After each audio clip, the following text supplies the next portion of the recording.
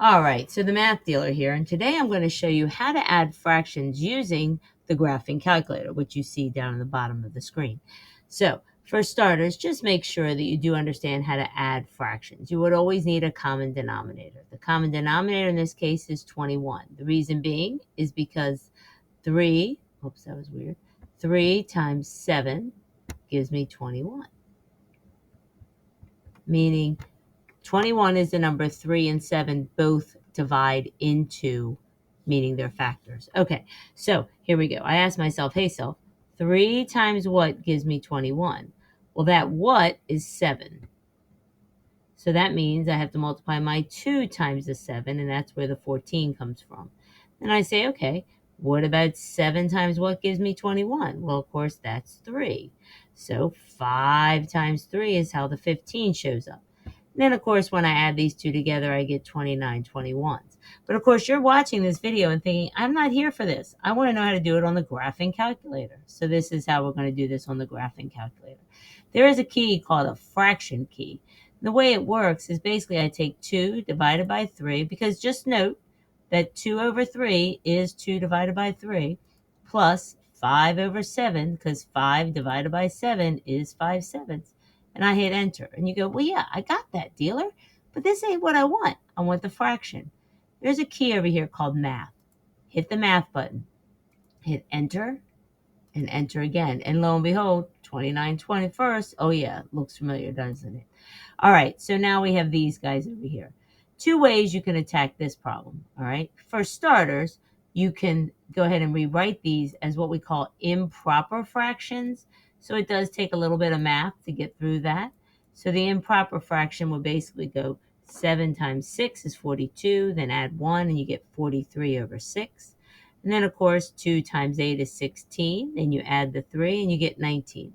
So technically, 7 and 1 6 minus 2 and 3/8 is 43/6 minus 19/8. And of course, you can go get a common denominator and go through that. Or you can break out that graphing calculator and you can go ahead and type 43, oops, not 50, 43 divided by 6 minus 19 divided by, oh, that was weird, divided by 8, okay? So let me redo this. Oh, let me slide this guy over here. It might make it easier. Okay, so what did I say? 43 divided by 6 minus 19 divided by 8. I think it was the number, right? Yep, good. So then I hit enter, and I'm like, no, I don't want that. But yet you do, because then you go and hit this math key, and you hit enter, and enter again. All right, so that would be the answer if I took 43/6 minus 19 over 8. Now, the other way I want to show you that is because some people really don't want to rewrite these as impropers. So technically what I could do is I can take 7 and 1/6 and enter that into my calculator. Just know when you have a mixed number, you really are adding those two terms together. And then we're subtracting the other two terms together. Just remember 2 and 3/8 is actually 2 plus 3 over 8. And then I hit enter and I get the following decimal, which looks familiar, but just hit math, hit enter on the frac, and Merry Christmas, Happy New Year. I know, so exciting. Now, let me show you this one down here.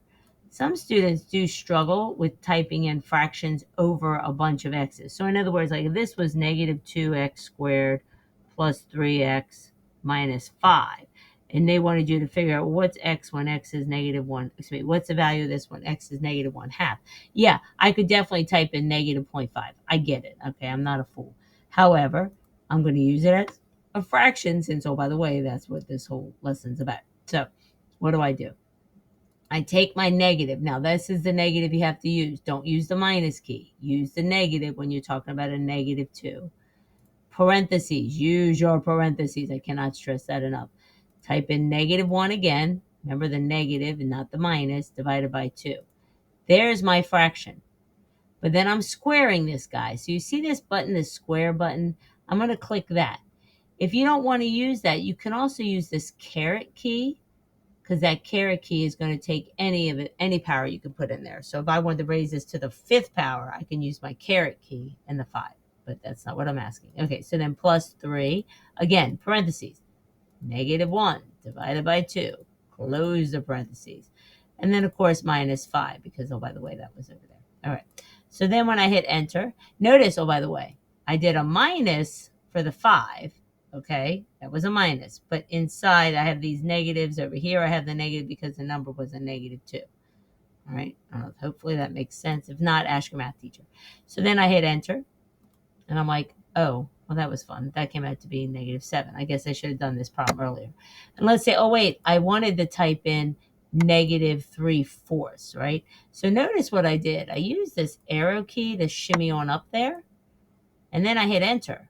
Now I can just go back in and rewrite this. And I can just write over top of it. I can put my 3, and I think I said 4. I never know what I say. And I slide on over. Again, putting a 3 over 4. So now I'm evaluating this entire expression at 3/4. I hit enter, and I get negative 8.375. And some of you might recognize that as the fraction. However, if you don't, hit math, enter, and enter again. And there you get negative 67 over 8. So if I were to type in, or substitute in, negative 3/4 instead of negative 1/2, my answer would be negative 67 over 8. Alrighty, just thought I would share. Hope this was helpful. If it wasn't, sorry. But if it was, awesome. All right, have a great day. It's the Math Dealer signing out.